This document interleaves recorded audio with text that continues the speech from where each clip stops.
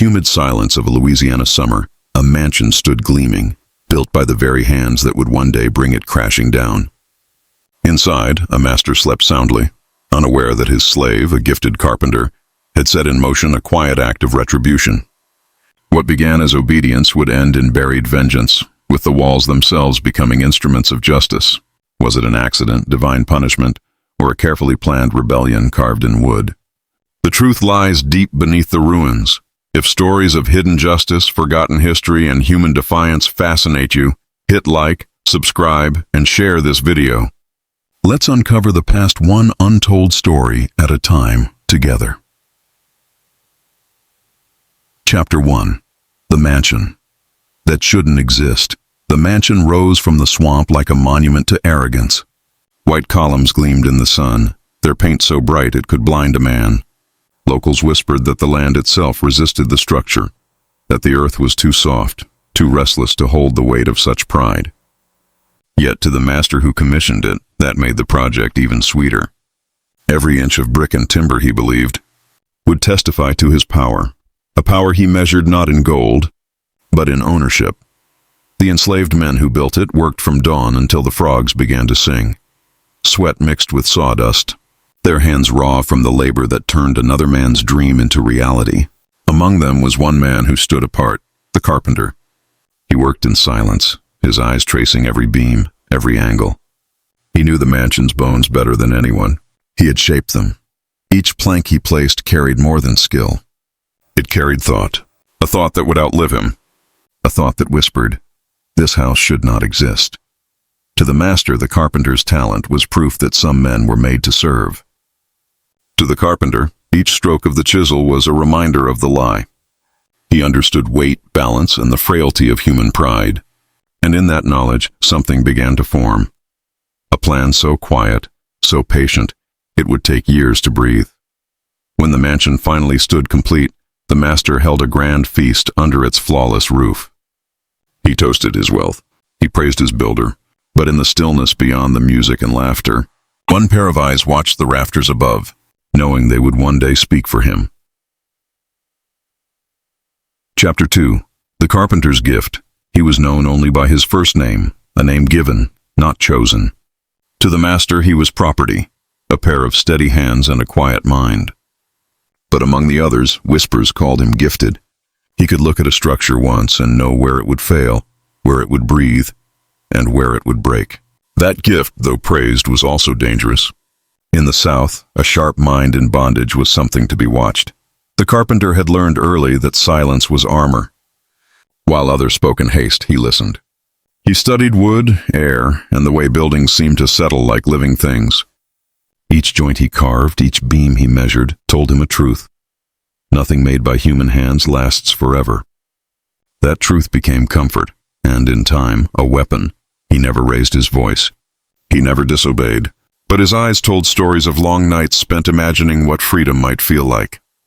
He found small acts of defiance in precision, a cut too fine, a nail driven not just to hold, but to remind him he still had control over something. The master, proud and blind, saw only obedience.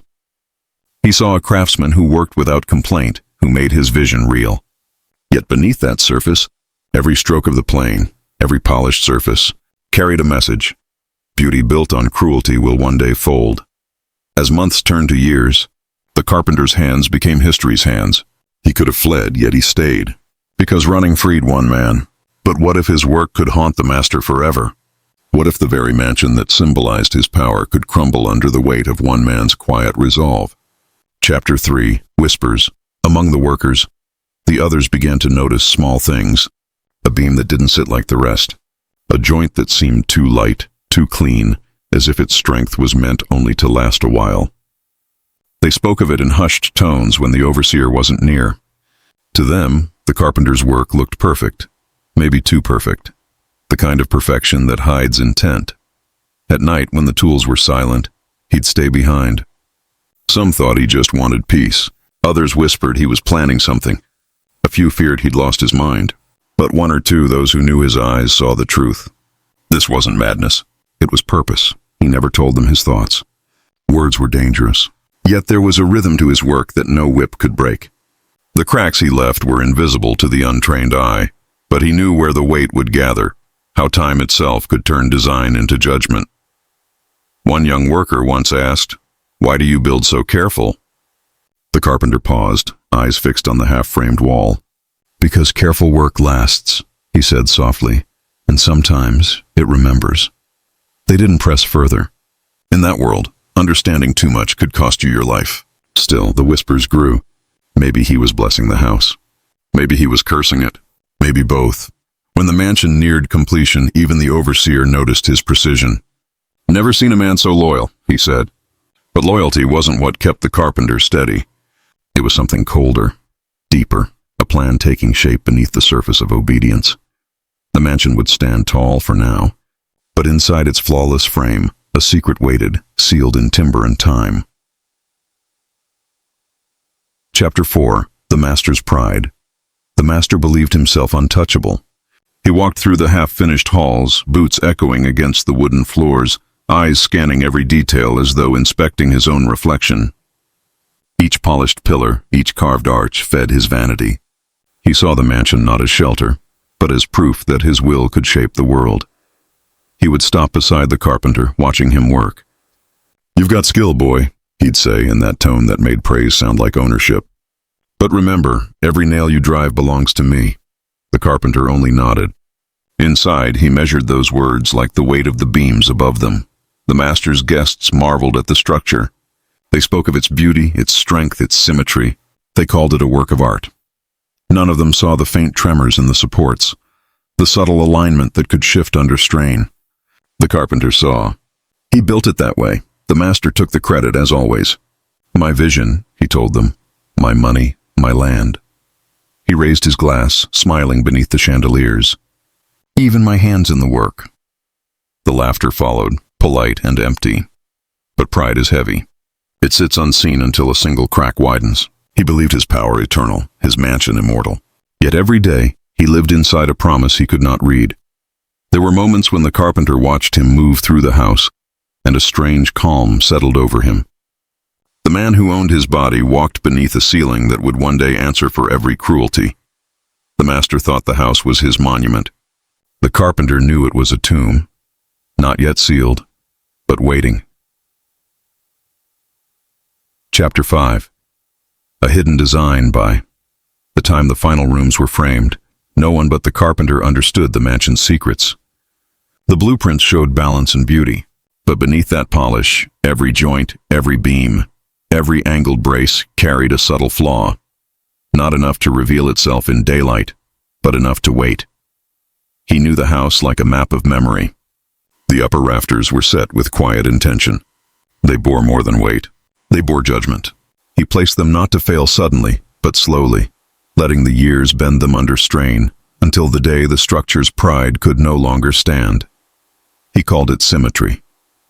The master called it genius. Neither spoke of the truth, that the very perfection of the build hid its undoing.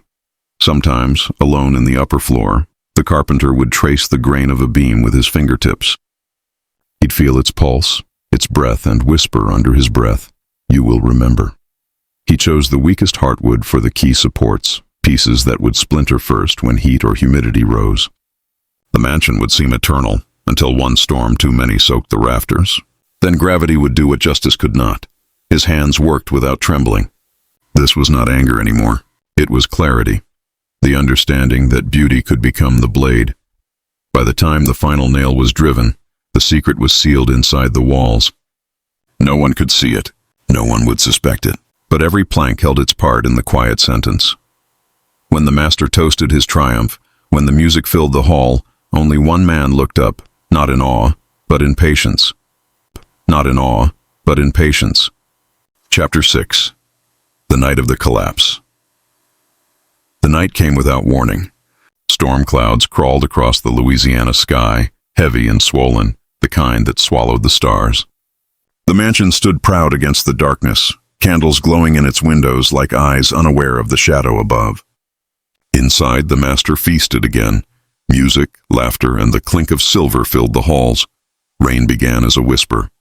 Then it turned to drumming, pressing against the roof like a slow heartbeat. The guests noticed nothing. but in the beams overhead something shifted. Wood swelled. Nails creaked. The mansion began to breathe. The carpenter stood outside in the downpour, watching light spill from the windows. Each flash of lightning revealed the columns, the roofline, the work of his hands. He knew the sound of weakening timber. He could almost feel it through the ground. Inside, the master lifted his glass. A toast. To fortune, he said. The words echoed through the chamber, and were answered by a groan. It was faint, but real. A vibration in the ceiling, then another. A guest looked up, eyes narrowing. Another gust of wind pressed hard against the walls. And then came the sound. A crack, sharp and final, followed by a deep rolling roar. The chandeliers fell first. Screams cut through the thunder. The ceiling buckled, and in one collapsing breath the mansion caved inward. Timber glass and pride came crashing down. When the rain finally stopped, the air smelled of smoke, dust, and something older. Silence.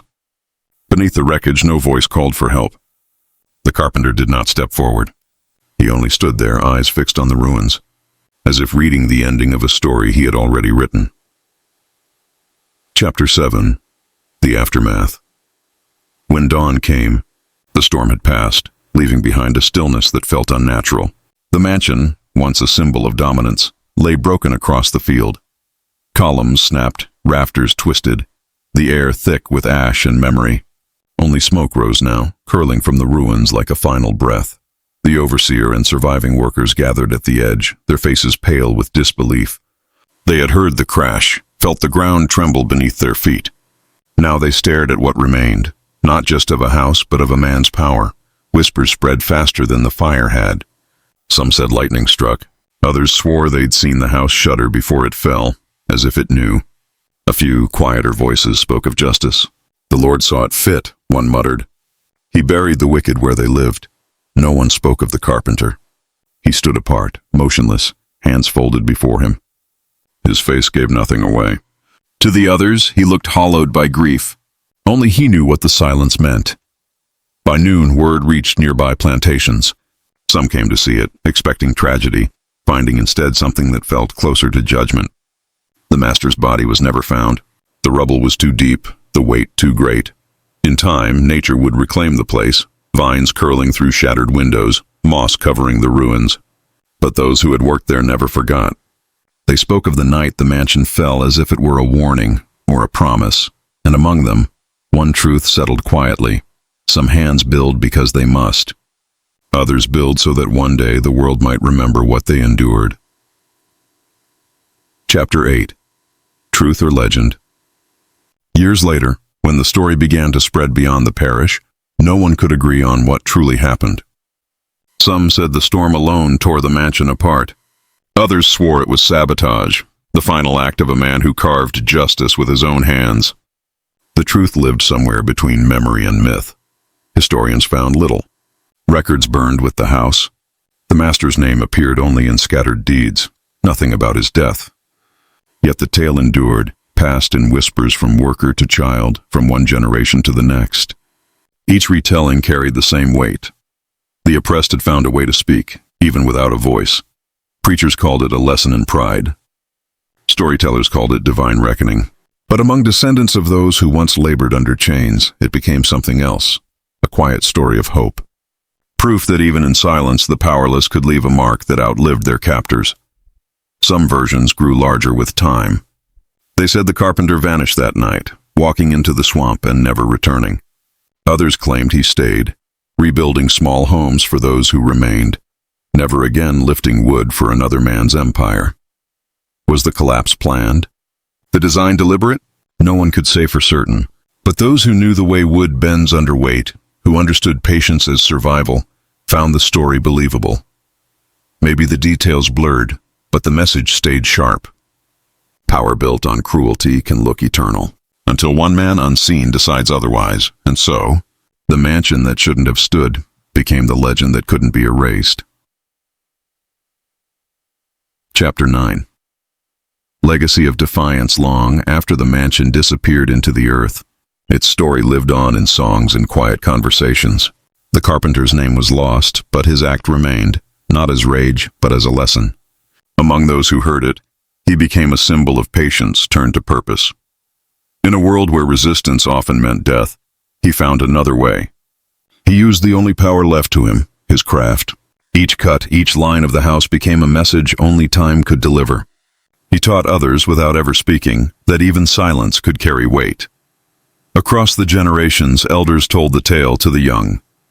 They spoke of a man who built carefully, who let his work bear witness when words were forbidden. It became a story not of revenge, but of remembrance. That even when forced to build for others, one could still carve meaning into the wood. Writers and historians later found fragments of the account buried in oral traditions, shaped by voices that refused to forget. To some it was folklore, to others, proof that truth sometimes hides in legend because it is safer there. What made the tale endure wasn't the fall of a building, but the rise of a principle, that injustice carries its own collapse within it. That hands bound by labor can still design consequence. And though no monument bears his name, the carpenter's legacy is the idea itself, that creation can also be resistance. A quiet blueprint for justice. The mansion fell once. The story never did. Chapter 10. Justice in the Shadows. Time buried the ruins, but not the memory. Beneath layers of soil and silence, the mansion's bones still rest, a reminder carved into the landscape.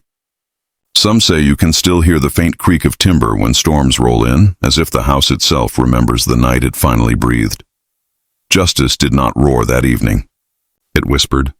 It came through a man who had no voice, no freedom, yet found a way to make the walls speak.